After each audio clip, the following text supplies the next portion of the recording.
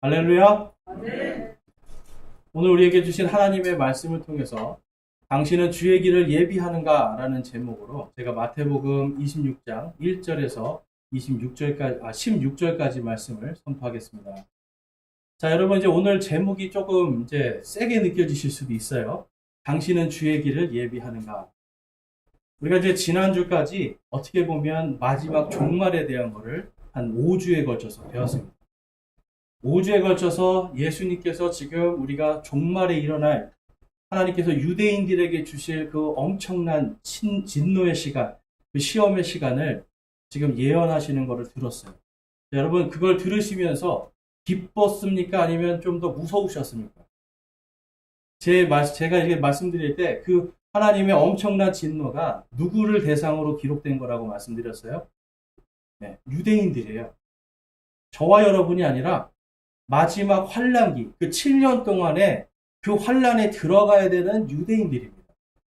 근데 또 어떤 분들은, 이제 개신교에서 계신 분들은 많이 생각할 때, 우리도 거기 들어가잖아요. 이렇게 생각하는 거예요. 우리도 그 7년의 환란에 들어가서 거기서 끝까지 견디고 666표 안 받고 목배임 당하고 이래야 구원받잖아요. 라고 생각을 하시는 분들이 많이 있어요. 그런데 제가 말씀드린 거는 우리는 거기에 들어간다, 안 들어간다? 안 들어간다. 그래서 이게 은혜예요. 우리는 거기에 들어가지 않고 우리는 모두가 공중에서 주님을 만나면서 기쁨으로 그 7년이라는 시간 동안 주님과 함께 있는 겁니다. 그래서 여러분, 우리가 지금 살아가는 이 시대는 우리가 거기를 들어가지 않더라도 지금 우리가 어떻게 살아가야 되는가? 왜 살아가야 되는가? 우리가 이것을 분명히 알면 이 시대에도 우리가 지금 작은 환란들이 있거든요. 어려움들이 있고 고통도 있어요. 상처도 받아요. 그렇지만 이게 오히려 이 주님의 길을 예비하는 이 시간이다라고 생각한다면 우리가 바라보는 관점이 바뀐다는 거예요. 지금은 여러분 우리가 바로 주님께서 다시 오셔서 주님과 함께 기쁨을 나눌 그때를 기다리면서 하루하루를 살아가는 거예요. 그럼 여러분 하루하루를 어떻게 살아가야 될까요? 어차피 최근에 어떤 청년하고 이 지난주에 이야기를 하면서 이 청년이 아주 기가 막힌 얘기를 하더라고요. 세상에 있는 거를 자기가 다 열심히 다 공부하고 하고 이런 거 다 열심히 할 건데 결국은 이게 다 사라질 거잖아요. 그잖아요. 그걸 어떻게 알아? 그랬더니 이게 다 사라질 거라는 거예요. 과학자들도 앞으로 몇백 년 뭐 있으면 이 지구가 사라질 거라는 거예요. 그래서 자기가 가만히 생각해 보니까 어차피 사라질 거를 위해서 왜 자기가 이렇게 그거에 매여서 그거를 위해서 살아가야 되는가 생각해 보니까 아니라는 거예요. 아무도 자기 이름 기억해 줄 사람도 없고 자기가 이루어놓은 업적을 기억해 줄 사람도 없는데 내가 왜 그걸 위해서 살아가야 되는가. 근데 그렇다고 해서 함부로 살겠다는 게 아니라요. 주신 거에는 열심히 하고 그러니까 약간 자기가 생각할 때는 좀 게임 같대요. 하는 게. 그러니까 열심히 주신 거에 최선을 다하고 공부도 하고 일도 하고 하면서 그러면서 주님을 바라보는 거예요. 예수님이 다시 오실 때 그때의 기쁨은 이것보다 아무것도 아니다 생각하는 거예요. 고통을 받아도 지금 고통받는 거 이거 어차피 다 사라질 것들인데 아무것도 아니라는 거예요. 어떠세요? 득도한 것 같아요. 이 친구 뭔가 깊은 깨달음이 있었어요. 근데 이 친구가 그 깊은 깨달음을 갖게 된 이유가 뭐냐면 바로 이 종말에 대해서 분명하게 깨달았다는 거예요. 예수 그리스도를 믿고 구원받은 거에 대한 확신이 생기고 내가 그 7년의 환란에 거기에 들어가지 않아도 되고 공중에서 내가 부활해서 예수님을 만나고 바로 그거에 대한 소망이 딱 생겨버리니까 세상 사는 게 재밌어지는 거예요. 그냥 이게 세상 사는 게 게임 같아요. 오늘 그 우리 청년들 보면 게임할 때 게임 여러분 그냥 재미로 하는 것 같지만 게임하면서 스트레스 많이 받습니다. 왜 그래요, 여러분? 자기 뜻대로 안 되니까. 우리 인생은요, 우리 뜻대로 안 돼요. 그런데 우리 인생이 우리의 뜻이 아니라 바로 하나님의 뜻을 바라보면 그때부터는 기쁨과 소망이 생깁니다. 그래서 여러분 오늘 이 말씀을 통해서 정말 우리가 이 주의 길을 예비하는 오늘 말씀에는 여러분 세 부류의 사람들이 주의 길을 예비하는 게 나타납니다. 그럼 과연 이 세 부류 중에 우리는 어떤 주의 길을 예비하는 사람이 되어야 되는가? 한번 그걸 살펴보기를 원해요. 시편 107편 10절에서 11절 말씀에 가보니까 이런 말씀이 있습니다. 107편 10절과 11절. 어둠과 사망의 그늘에 앉은 자들이 고난과 쇠사슬에 매인 것은 그들이 하나님의 말씀을 거역하며 지극히 높으신 이의 계획을 멸시하였기 때문이라. 사람이요, 인생을 살아가는데 어두움이 있고요. 인생을 살아가는데 뭔가 고난의 쇠사슬에 매인 것 같은데 그 모든 고난에 매이고 어둠에 있는 것이 무엇 때문이다라고 지금 시편 기자가 말씀하고 있어요. 지극히 높으신 이의 계획을 멸시합니다. 하나님의 말씀을 거역합니다. 하나님의 말씀을 거역하지 않고 순종할 때 우리에게 빛이 들어옵니다. 또한 하나님의 그 구원의 계획을 멸시하지 않을 때 우리 안에 빛이 들어오는 거예요. 그래서 제가 종말에 대한 것을 말씀드렸을 때 어떤 분들은 소망을 갖는 거예요. 내가 거기 들어가지 않아도 되는 거예요. 하나님께서 나에게 영광을 준비하셨구나 하니까 빛이 들어오잖아요. 그런데 많은 사람들은 이것을 멸시함으로 인해서 오히려 어둠 속에 들어갑니다. 하나님을 아예 모르는 게 아니라 하나님을 아는데 하나님의 말씀을 멸시하는 거예요. 하나님을 아는데 하나님의 구원의 계획을 멸시하는 거예요. 그러면 여러분 그들 안에 무엇이 들어간다고요? 어둠이 들어가고 고난이 들어가고 고난의 사슬에 매이게 됩니다. 예수님께서 말씀하셨잖아요. 진리가 너희를 자유케 하리라. 그런데 진리가 우리를 자유케 해야 되는데 자꾸 하나님의 말씀을 읽을수록 고난의 쇠사슬에 묶여버리는 일. 왜 그런 일이 생기냐면 종말에 대한 소망, 확실한 종말에 대한 확신이 없기 때문에. 그래서 우리가 이 하나님의 말씀을 통해서 이 세 부류의 사람, 예수님의 길을 예비한 세 부류의 사람들을 좀 살펴보겠는데요. 첫 번째로 우리가 볼 수 있는 게 하나님의 말씀을 멸시한, 하나님의 말씀을 멸시함으로 주의 길을 예비한 사람들이 나타납니다. 그러니까 여러분 우리가 볼 때 주의 길을 예비한다니까 다 좋은 것만 있을 것 같은데 예수님이 오셨을 때 예수님의 길을 멸시한 사람들이 나타나요. 자, 본문 말씀에 보면 오늘 1절에서 5절까지 말씀입니다. 예수님께서 이 모든 말씀을 마치시고 자기 제자들에게 이르시되 너희가 아는 대로 이틀이 지나면 6월절이라 사람의 아들이 배반을 당해 십자가에 못 박히리라 하시니라. 자, 예수님께서 지금 마지막 때 유대인들이 받을 큰 환난, 큰 하나님의 그 심판 다 말씀하신 걸 이제 마쳤어요. 마치고 나서 곧바로 한 것이 뭐냐면 내가 이제 이틀이 지나면 십자가에 못 박힐 것이다 라고 말씀해요. 여러분들이 제자였으면 어떠셨을 것 같아요? 지금 막 고난이 오고 환난이 오고 막 이 얘기 엄청 무서운 얘기를 들었는데 갑자기 거기서 예수님이 내가 이틀 뒤면 십자가에 못 박힐 거야. 정신을 바짝 차리고 이게 무슨 말인가 들어야 되는데 제자들은 그렇게 하고 있지 않았습니다. 또 무슨 좋은 말씀을 하시나 보다. 십자가에 못 박힌다는 거에 별로 그렇게 크게 어떤 위험이나 이런 걸 못 느끼는 거예요. 그래서 제자들이 아무 말도 하지 않았습니다.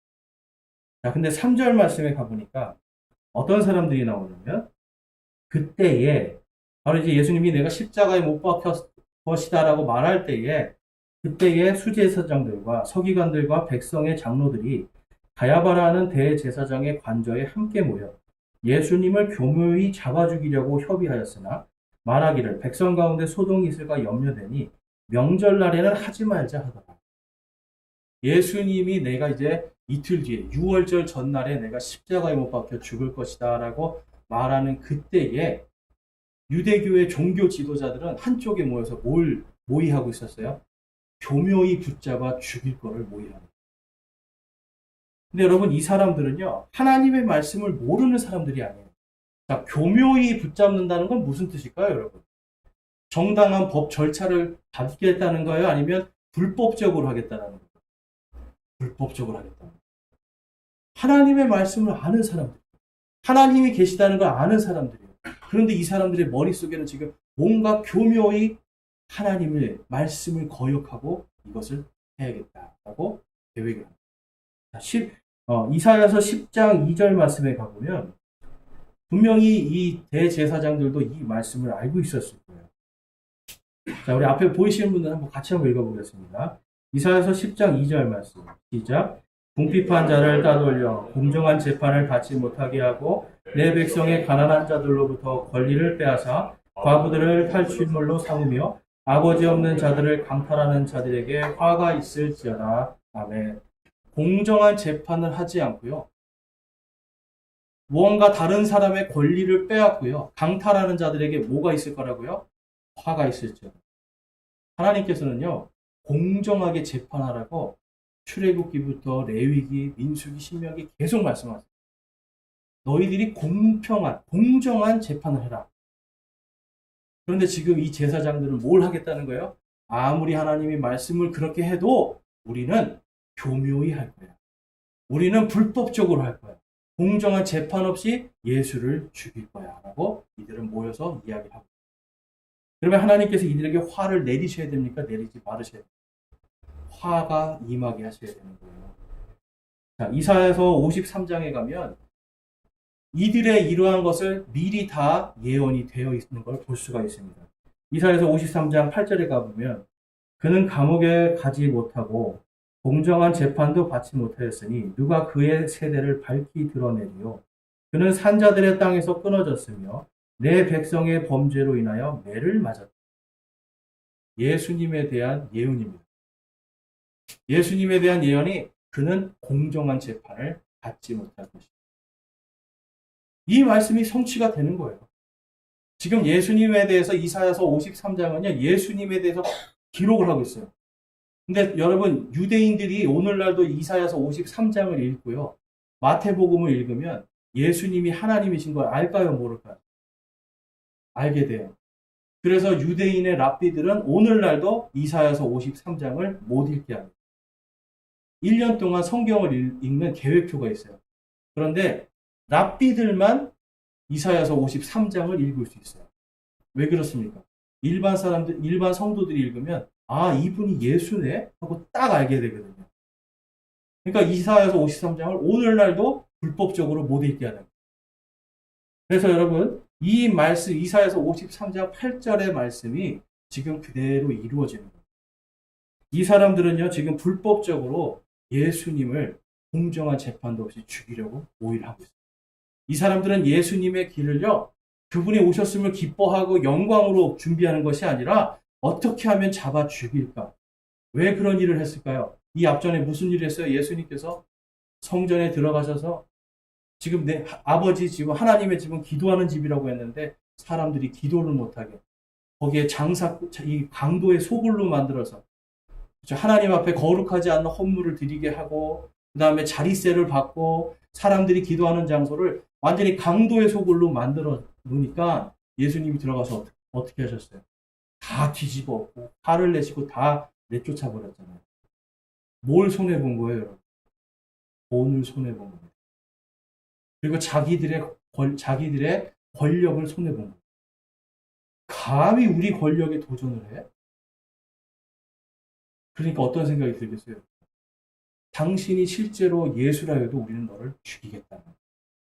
진짜 하나님이 보내신 하나님의 그리스도라고 해도 우리가 죽이겠다는 거예요. 여러분, 우리는 안 그럴 것 같죠? 사람은요, 마음에 이 권력의 욕심, 돈의 욕심이 딱 들어가는 순간 그 앞에 있는 사람이 예수님이라고 해도 그거를 자기의 것을 포기하지 않으려고 죽일 수 있는 게 사람입니다. 이들은요, 지금 예수님의 기적을 다 봤어요. 예수님께서 그 장사꾼들을 다 몰아낸 다음에 거기서 그 다음에 곧바로 하신 게 눈먼 자들이 보게 하고 걷지 못하는 자들이 걷게 하고. 여러분, 이게 성경 말씀에 메시아가 오면 이것을 할 거라고 다 예언이 돼 있는 거예요. 눈먼 자들이 막 보고 걷지 못하는 자들이 걸으면 야, 이분이 진짜 메시아구나, 이분께 순종해야 되겠구나, 이렇게 생각해야 되는데 이들은 뭘 얘기하는 거예요? 어떻게 하면 교묘히 잡아 죽일까? 신명기 말씀에 가면 또 이런 말씀이 있습니다. 30장 15절에서 19절인데요. 이 말씀이 이들에게 성취가 되는 걸 볼 수가 있어요, 우리가.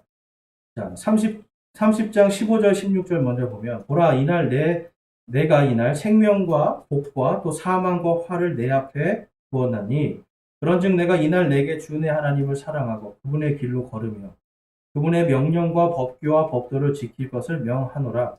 그리하면 내가 살고 번성하며 또 주 내 하나님께서 내게 가서 소유할 땅에 땅에서 내게 복을 주시리라. 구약 성경의 복은 제가 항상 말씀드리죠. 구약 성경의 복은 구원해 주시는 복이에요. 하나님께서 내가 너희와 함께하고 내가 지켜주겠다고 하는 게 복이에요. 그러니까 지금 하나님께서는 너희 앞에 지금 생명과 복의 길을 놓고 또 한쪽에는 사망과 화의 길을 놨는데 너희가 이걸 뭘 선택할래? 그러면서 말씀하시죠, 여러분. 내 법규와 내 법도들을 잘 지키면 너희가 그곳에 들어가서 번성하고 그곳에서 내가 너에게 복을 주겠다라고 약속해요. 여러분은 이 중에 뭘 선택하시겠어요? 당연히 생명과 복이죠. 그렇죠. 이스라엘 백성들도 그렇게 이야기는 했어요. 그런데 이들이 그거를 안 듣죠. 자, 17절 말씀에 가보면, 17절에서 19절 가보면, 그러나 내가 만일 마음을 돌이켜 듣지 아니하고 끌려가서 다른 신들에게 경배하며 그들을 섬기면 내가 이날 너희에게 선언하나니 너희가 반드시 망할 것이요 너희가 요르단을 건너가 소유할 땅에서 너희 날들을 길게 하지 못하리라. 내가 이날 하늘과 땅을 불러 너희에게 증거로 삼느라. 내가 생명과 사망과 또 복과 저주를 너희 앞에 두었나니 그러므로 너와 내 씨가 살기 위하여 생명을 택하라. 하나님은 뭘 택하라는 거예요, 여러분? 생명을 택하라는 거예요. 복과 저주를 여러분 왜 놓으셨어요? 하나님께서 왜 이 두 가지를 놓으셨어요? 그들이 하나님 앞에 범죄할 것을 아셨기 때문에. 그래서 여러분, 너희가 사망과 복을 선택하면 너희는 멸망할 거야. 제발 그리 가지 말고 생명을 선택해. 라고 말씀해요. 그런데 지금 예수님을 교묘히 붙잡아 죽이려는 이들은 뭘 선택하는 거예요? 하나님의 생명과 복을 선택하는 거예요? 아니면 교묘히 공정하지 않은 재판으로 불법을 행해서 하나님 앞에 저주를 선택하는 거예요? 저주를 선택해요. 그래서 여러분, 이들이 예수님을 불법적으로 붙잡아서 때리고 십자가에 못 박은 그 결과가 무엇일까요? 40년 뒤에 이들은 완전히 멸망하게 됩니다. 그리고 예수님을 붙잡아 죽이기 위해서 교묘히 했던 이 대제사장들 있죠. 이 사람들은 역사적인 기록을 보니까 같은 동족들에 의해서 사륙을 당해요. 왜 사륙을 당했냐면 너무 종교적으로 사람들을 압박을 하니까 갑자기 로마 군대가 와서 예루살렘을 다 황폐하게 만들었거든요. 그러니까 사람들이 어때요? 이제는 그들의 권력이 사라졌잖아요. 그러니까 그들을 찾아가서 그들을 사륙을 합니다. 하나님께서 너희는 반드시 멸망하게 될 것이다. 화가 임하게 될 것이다. 경고했는데 이들은 예수님의 그 길을 그 하나님의 계획, 구원의 계획을 멸시하고 하나님의 말씀을 대적하는 것으로 그 길을 예비했기 때문에 그 결과는 뭐예요? 멸망이죠. 여러분, 우리가 이 땅을 살아갈 때 하나님의 말씀을 대적하는 그러한 것이 내 삶에 있는가 돌아봐야 됩니다. 하나님의 말씀 작은 거 하나라도 내가 멸시하고 있는 것이 있는가 돌아보셔야 돼요. 그렇지 않으면 우리도 이들과 똑같이 주님의 길을 나는 주님을 사랑합니다. 하나님, 예수님 다시 오시옵소서. 이 대제사장들도 그랬어요. 메시아여 어서 오시옵소서. 메시아여 어서 오시옵소서. 우리를 구원하옵소서. 그랬는데 막상 무슨 일을 해요? 예수님을 잡아주고 눈이 가려지는 거예요. 성경을 알아도 세상에 대한 욕심이 내 눈을 가려버리고 내 귀를 막아버리니까 예수님을 볼 수가 없는 거예요. 그러면 아까 하나님의 말씀을 대적하고 하나님의 계획들을 멸시하는 사람은 마음속에 뭐가 생긴다고요? 어둠이 생기고 고난의 사슬에 묶여버리는 거예요. 우리 스스로 고난의 사슬에 묶어버립니다. 우리 스스로 눈을 가려서 어두움에 들어가는 거예요. 여러분, 이런 식으로 주님의 길을 예비하시고 싶으십니까? 결코 아니죠. 하나님은 오늘 결코 그 길로 가지 말라고 말씀합니다. 두 번째로 볼 거는 예수님을 사랑하지 않고요. 돈과 세상을 사랑하는 것, 그리고 돈과 세상을 자기를 자랑하는 것으로 주의 길을 예비하는 사람이 있다는. 자, 14절과 16절에 가보면 그때에 둘 중에 하나인 가룟 유다라 하는 자가 수제사장들에게 가서 그들에게 이르되 내가 그를 너희에게 넘겨주면 너희가 무엇을 내게 주려느냐 하니 그들이 은 30개로 그와 계약을 맺거늘 그가 그때부터 그분을 배반하여 넘겨줄 기회를 엿보더라. 여러분, 가룟 유다가 어떤 사람이에요? 예수님하고 3년 반 동안 먹고 마시고 그분의 말씀, 그분의 기적을 다 본 사람. 여러분 같으면 어떠시겠어요? 예수님의 기적을 단 한 번만 봐도 이분은 진짜 메시아구나 하고 막 믿을 거예요. 그런데 기적을 다 봤어요. 그분의 말씀을 다 들었어요. 먹고 마시면서 이분의 모든 인품까지 다 봤어요. 이분이 정말 선하신 분이라는 것도 다 알아요. 그런데 이 사람은 여러분 지금 무슨 짓을 하는 거예요? 예수님을 배반합니다. 예수님을 은30에 팔아 넘기는 일이 생기는 거예요. 요한복음 12장에 가보면 이걸 조금 더 자세하게 이야기를 하고 있는데요. 자, 요한복음 12장 4절에서 6절에 가보면 이에 그분의 제자들 가운데 하나로 그분을 배반하여 넘길 시몬의 아들 가룟 유다가 말하되 어찌하여 이 향유를 300데나리온에 팔아 가난한 자들에게 주지 아니하였느냐 하니 그가 이렇게 말한 것은 가난한 자들을 염려하기 때문이 아니요 도둑임으로 돈가방을 맡아 그 안에 든 것을 가져갔기 때문이다. 지금 우리가 오늘 읽은 마태복음의 상황은 어떤 여인이 와서 예수 자신의 이 향유 옥합을 깨서 예수님의 머리에 붓는 이야기입니다. 이것을 본 가룟 유다는요. 아니 그것을 이 귀한 것을 이것을 팔아서 300데나리온을 만들면 이걸 가지고 가난한 자들을 도울 수 있는데 왜 이것을 낭비하느냐고 그 여인을 책망하고 심지어는 거기서 이걸 가만히 그걸 받고 있는 예수님도 책망하는 거예요. 이 사람의 머릿속에 지금 여러분 뭐가 들어있는지 아세요? 예수님을 따라가지만 6절 말씀해 보니까 그가 뭘 가져갔다고요? 그가 돈가방을 맡아서 그 안에 있는 돈을 가져갑니다. 이 사람 머릿속에는요, 여러분, 지금 뭐가 있냐면 예수님을 따라다녀도 뭘 계속 생각하는 거예요. 돈이. 제가 말씀드렸죠? 계속 돈 하면 뭐가 어떻게 된다고요? 돌아버리는 거예요, 사람이.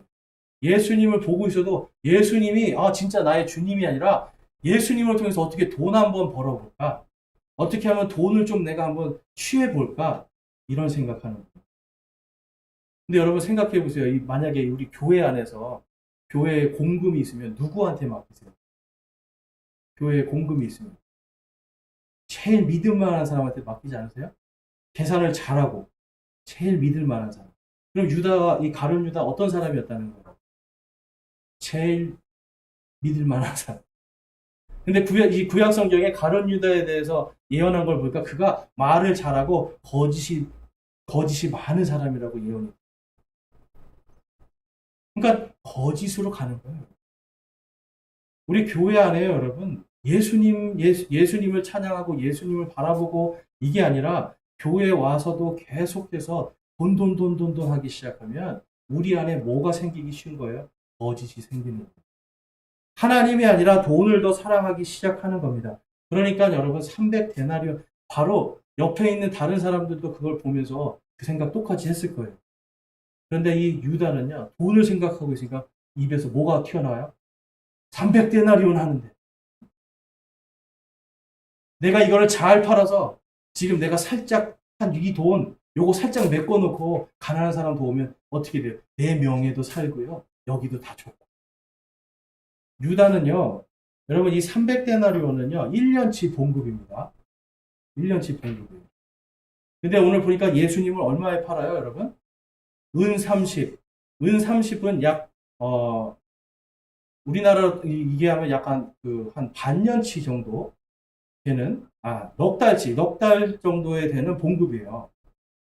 그러니까 우리가 뭘 할 수 있냐면 그가 훔친 돈이 한 얼마 정도 된다?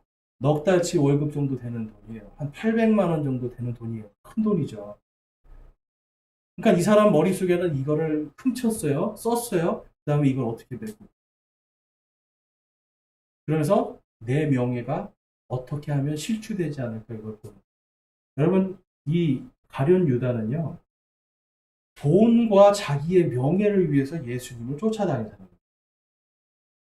교회를 오고 예수님을 믿어도 우리가 세상의 돈을 사랑하고요. 자기 명예를 자랑하기 시작하면 그때부터는 예수님의 그 길을 온전하게 예비할 수가 없어요.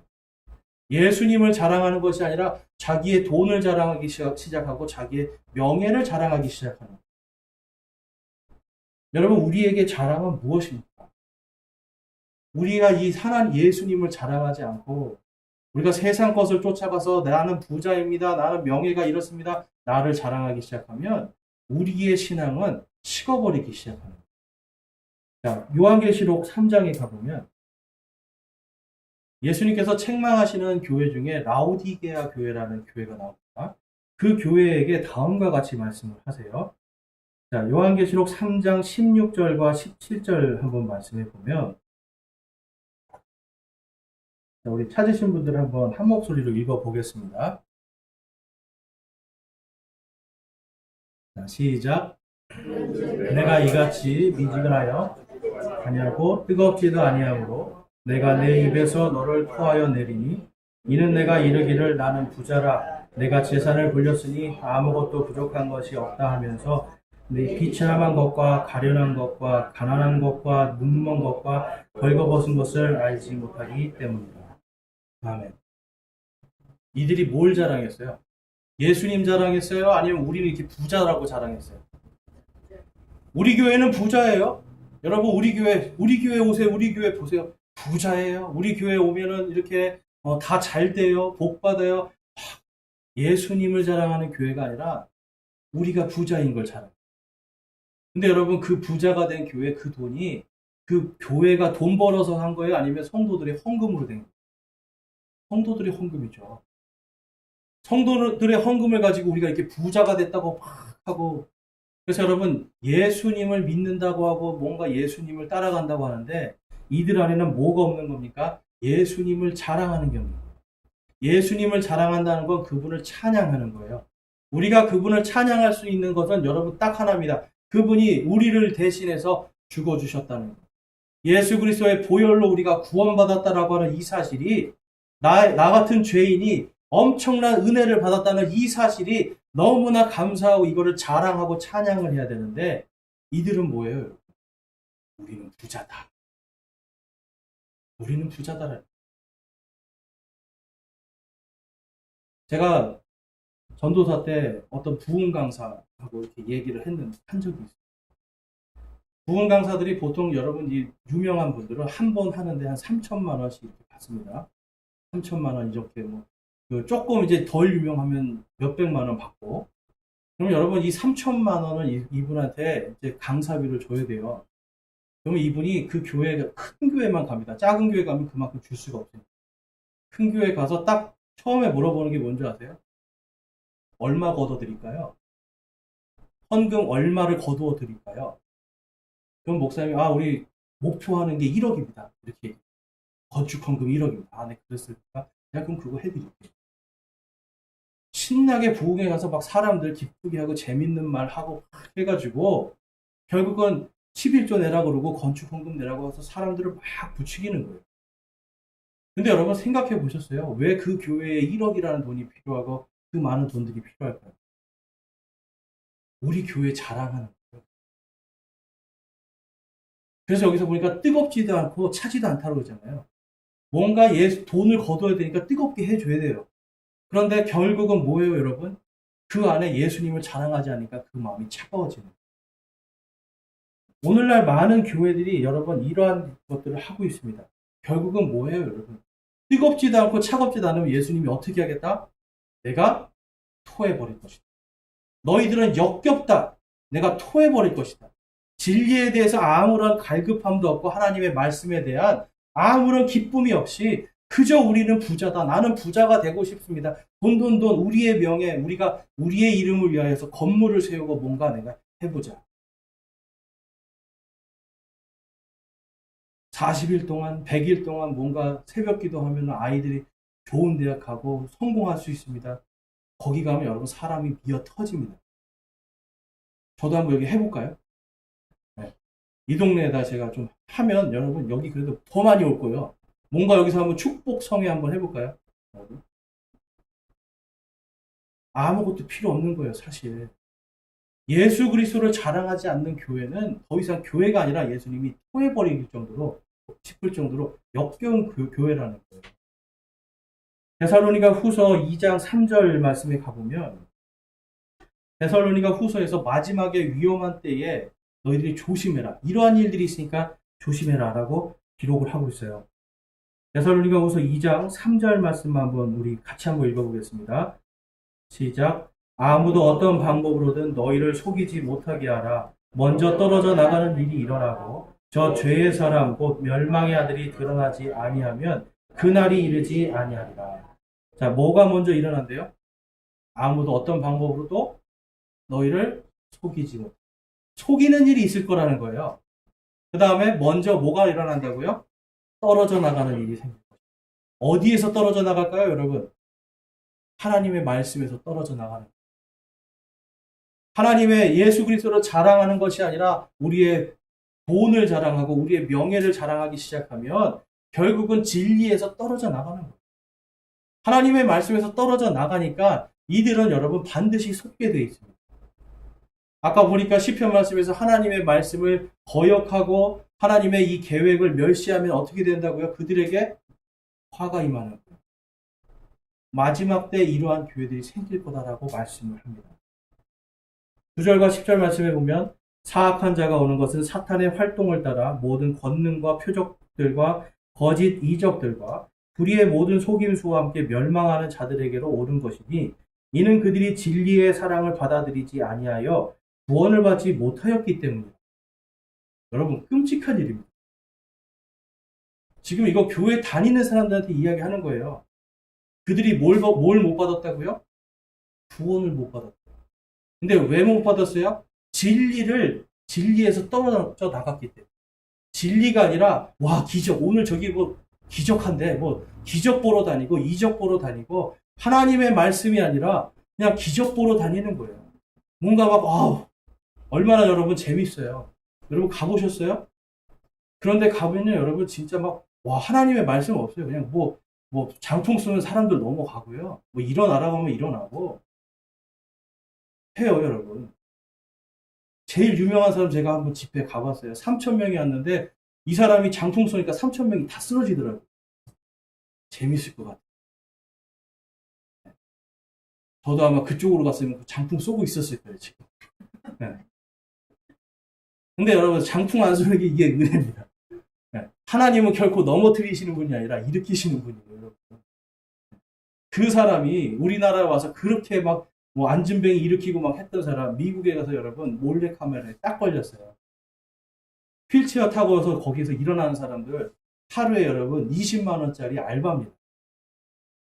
미국에 있는 유명한 방송국에서 진짜인가 아닌가 몰래카메라 찍었는데 20만 원짜리, 30만 원짜리 알바생을 놓고서는 일어나는 척하게 하고 일어나서 흔들면 사람들이 좋아한다네. 거짓말이게 다 듣고. 그리고 여러분 심지어 이 장풍 쏘고 하나님 뭐 무슨 기적을 일으키는 사람들 여러분 이 사람들이 자기들이 성령의 사람들이라고. 그런데 아이러니한 게 이 사람들이 항상 어디랑 연결이 돼 있냐면 로마 카톨릭과 연결되고 종교 통합하는데 연관이 돼 있습니다. 여러분 종교 통합이 뭐예요? 아세요? 종교 통합이 뭔지? 종교 통합 운동? 쉽게 말해서 불교에도 하나님이 있고 이슬람에도 하나님이 있고 이게 다 똑같은 하나님이라는 거예요. 우리가 다 교회다, 다 교회. 그러니까 불교가 가도 상관없고 어디 가도 다 상관없어. 그래서 이 사람들이 같이 모여서 기도도 하거든요. 근데 그들이 같이 모여서 기도할 때 대신 우리 한 가지만 빼자 그래요. 한 가지만. 그게 뭘까요? 예수의 이름만 빼자. 예수님의 이름이 들어가면 예수님만이 길이잖아요. 예수님만이 진리잖아요. 그러니까 안 되는 거예요. 그래서 예수 이름만 빼고 우리가 하나가 되죠. 종교 통합을 이루고 종교의 평화를 이루고.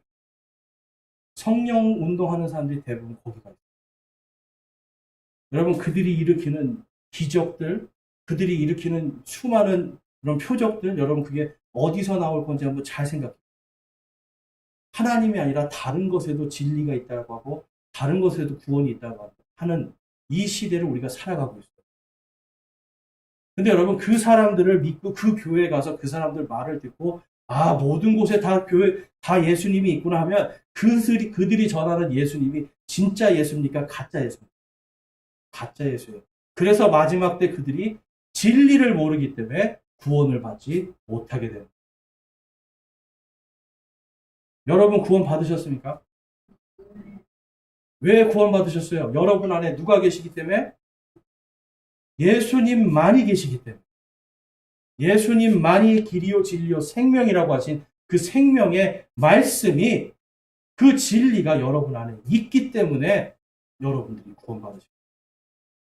그것이 우리에게 은혜입니다. 그거 외에 다른 거 필요 없는 거예요. 그런데 가룟 유다는 여러분 어떻게 한 거예요? 예수님만이 아니라 지금 돈도 사랑하고 세상도 사랑하고, 결국 여러분 이 사람이 어떻게 됐어요? 그 사람이 한 것은 예수님을 은 30에 팔아요. 성경에 보니까 노예를 살 때 은 30을 주고 사와. 예수님 값을 노예 한 사람 사오는 값으로 팔아버린 거예요. 그렇게 좋은 말씀을 듣고, 그렇게 예수님께서 계속 말씀하셨죠. 예수님께서 여러분 이 가룟 유다에게 계속 말씀하시잖아요. 네가 날 팔 것이다. 네가 날 팔 것이다. 경고하셔도 그 눈이 가려지고 귀가 가려져서 그는 돈밖에 보지 않는 거예요. 자기의 자랑밖에 보지 않는 거예요. 그러니까 결국은 예수님을 죽이는 일이. 아무리 예수님이 말을 해도 듣지를 않습니다. 아까 우리가 보았던 이 라오디게아 사람, 우리는 부자다, 우리는 모든 것이 충만하다, 우리는 다 만족한다. 그들에게 예수님이 하시는 말씀이 있어요. 요한계시록 3장 19절에서 20절 가니까, 내가 사랑하는 자들을 다 책망하고 징계하노니 그런즉 열심을 내고 회개하라. 보라, 내가 문에 서서 두드리노니 누구든지 내 음성을 듣고 문을 열면 내가 그에게로 들어가 그와 함께 만찬을 먹고 그는 나와 함께 먹으리라. 예수님이 가룟 유다도 계속 두들기셨어요. 사실 유다야, 문 좀 열어봐. 문을 열면 내가 들어가서 너와 함께 만찬을 먹고 너는 나로 인해서 평화를 얻고 구원을 얻을 거야. 계속 얘기해도 유다는 귀를 닫아버리는 겁니다. 돈만 보는 거예요. 결국 그는요, 성경에서 그가 발뒤꿈치를, 이 시편 말씀에 가보면 유다에 대한 그 예언이 있어요. 그가 예수님을 대적해서 발뒤꿈치를 드는 예언이 있고요. 그 다음에 스가랴서 11장에 가보면 그가 목매달아서 죽었을 때 그가 예수님을 판 그 은 30 있잖아요. 그걸 가지고 토기장에 밭을 사는 이야기가 이미 스가랴서에 다 예언이 되어 있었어요. 앞에 이제 보시면 스가랴서 11장 말씀에 보면 이런 말씀이 있죠. 11장 12절 13절. 내가 그들에게 이르되 너희가 좋게 여기거든 내 값을 내게 주고 그렇지 아니하거든 그만두라. 다음에 이에 그들이 은 30개를 달아 내 값으로 삼으니라. 예수님 값을 은 30으로 달았대요. 그 다음에 13절. 또 주께서 내게 이르시되 그런즉 그들이 나를 평가하여 매긴 그 상당한 값을 토기장이에게 던지니라 하시기에 내가 그 은 30개를 취하여 주의 집에서 토기장이에게 던지리라. 가룟 유다가 목 매달아서 죽습니다. 예수님에 대한 이 죄책감. 근데 여러분 왜 목을 매달았을까요? 베드로는 예수님을 3번 부인하기도 하고 예수님을 욕하기도 했어요. 그렇지만 그는 회개하고 돌아섰죠. 유다는요, 자기의 명예가 더 중요했던 거예요. 나는 이렇게 착한 사람인데, 나는 괜찮은 사람인데, 나는 그래도 똑똑한 사람인데, 자기 명예가 중요해. 명예가 실추되지 않기 위해서 목을 매달아 죽습니다. 그리고 나서 떨어져서 창자가 터져서 죽죠. 그랬더니 이 제사장이 그에게 은 30으로 지금 예수님 팔았잖아요. 이 돈을 가지고 토기장이에 밭을 삽니다. 스가랴서 11장 말씀이 그대로 성취가 돼요. 예수님 태어나시기 500년 전에 지금 이게 예언이 됩니다. 주의 길을 예비할 때요, 여러분 우리가 주의하셔야 되는 게 이 유다처럼 정말 돈에 눈이 멀고 자기 명예에 눈이 멀어버리면 예수님 팔아버릴 것뿐만 아니라 하나님께서 저주에 대한 말씀, 그 말씀하신 것이 내 삶에서 성취가 돼요.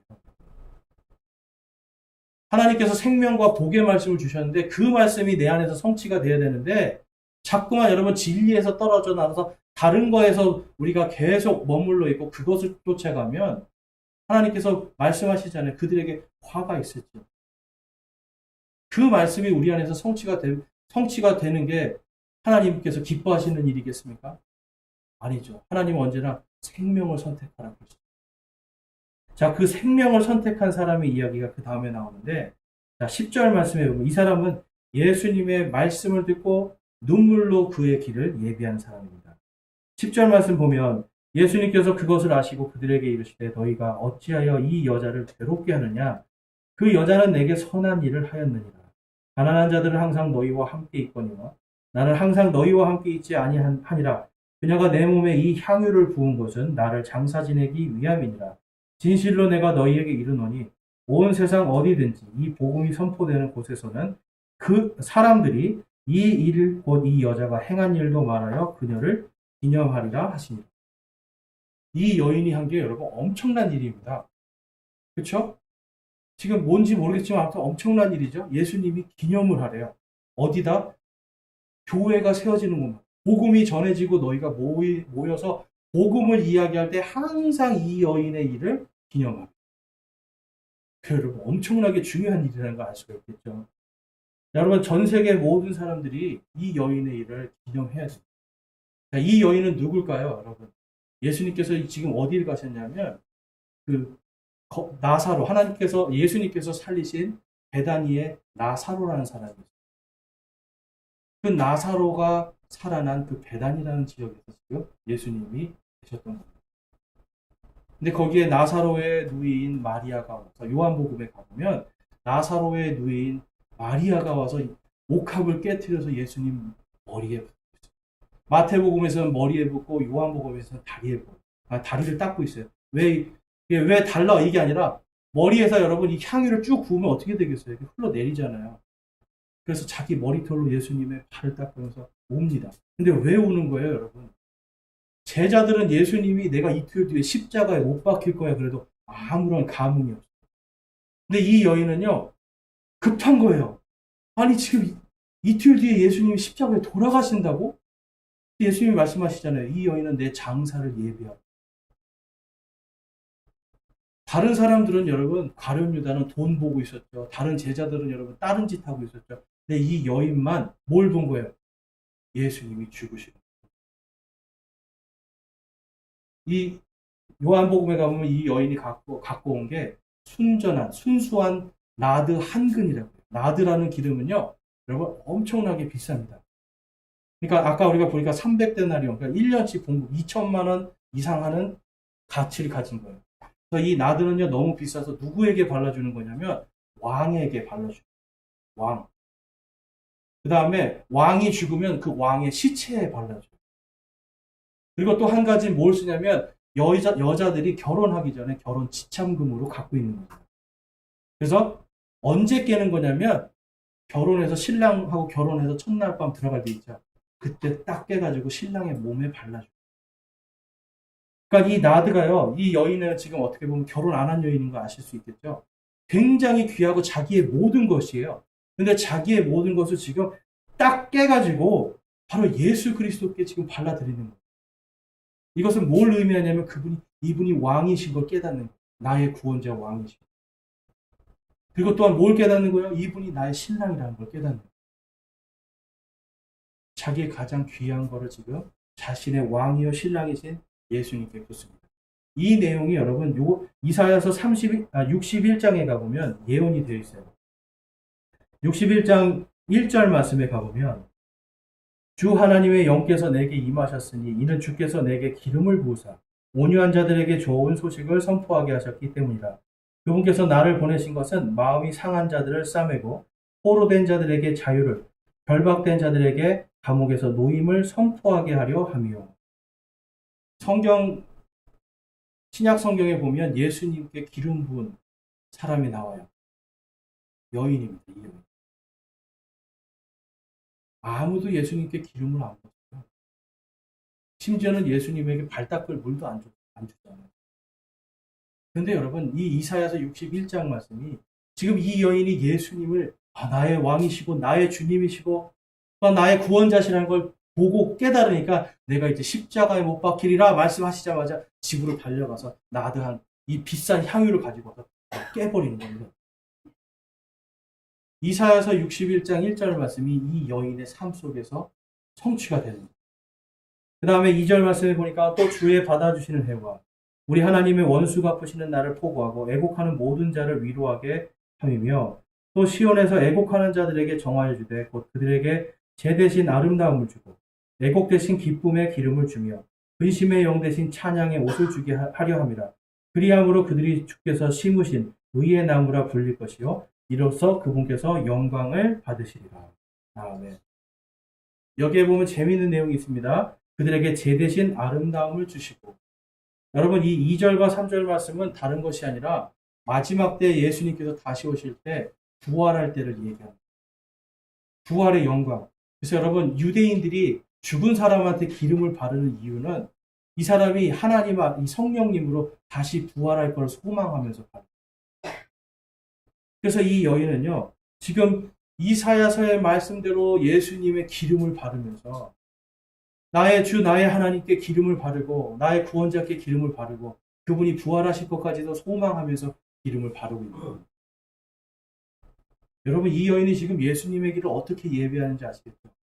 하나님의 말씀을 그대로 믿는 거예요. 하나님의 말씀들이 지금 따라 그대로 가고 있는 거예요. 예수님을 믿을 때 우리가 중요한 것이 뭐냐면 다른 것을 여러분 섞지 마시라는 거예요. 믿음.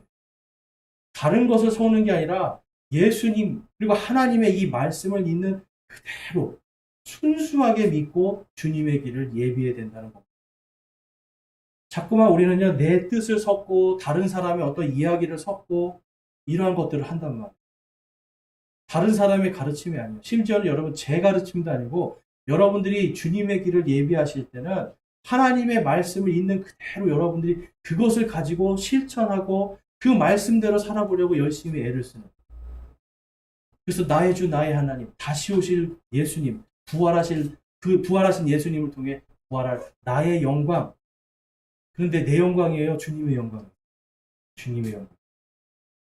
이 여인처럼 우리가 바로 그러한 마음으로 살아갈 때 하나님께서 우리에게 예수님의 그 다시 오실 길을 너희들이 잘하고 신실하게 정말 예비하고 있다고 말씀하시고 여러분 주님이 다시 오시는 때가 지금 가까이 오고 있는데 여러분은 이 세 가지 중에 과연 어떤 길을 예비하고 있습니까?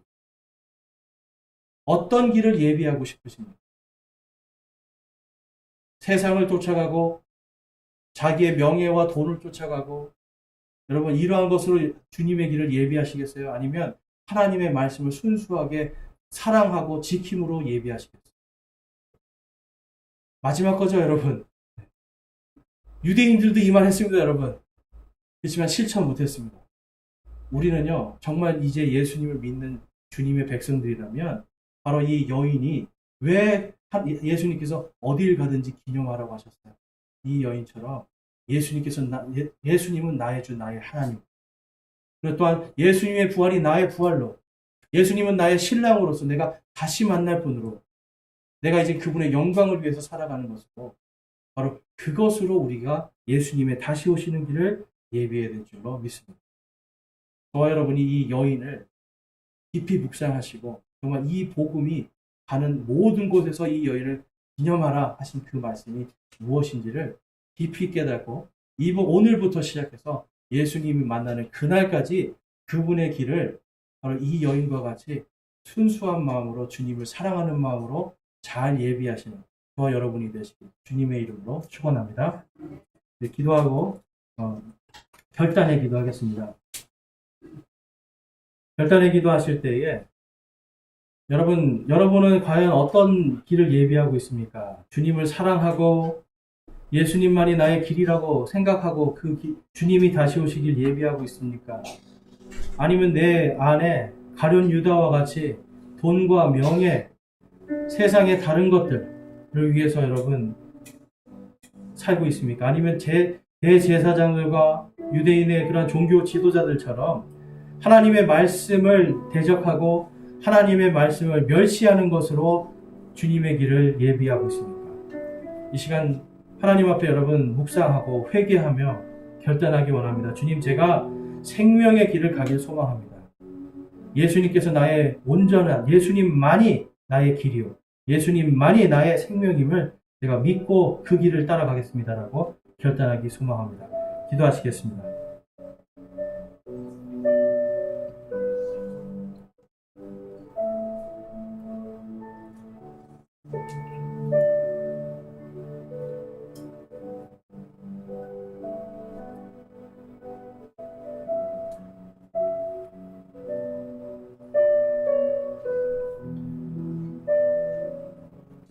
말씀을 통해서